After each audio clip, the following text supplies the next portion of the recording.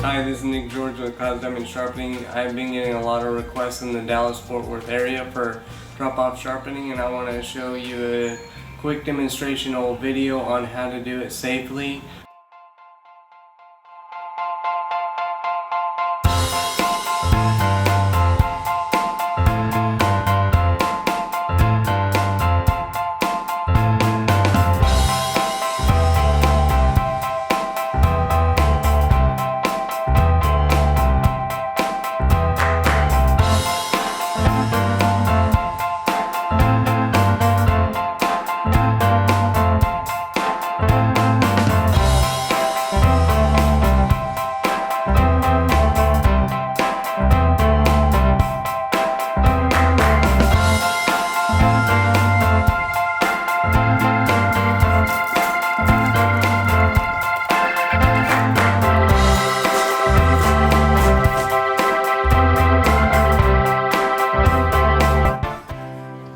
This is the drop box. You just drop it in here and make sure your equipment doesn't move around inside the box because it does drop a little bit.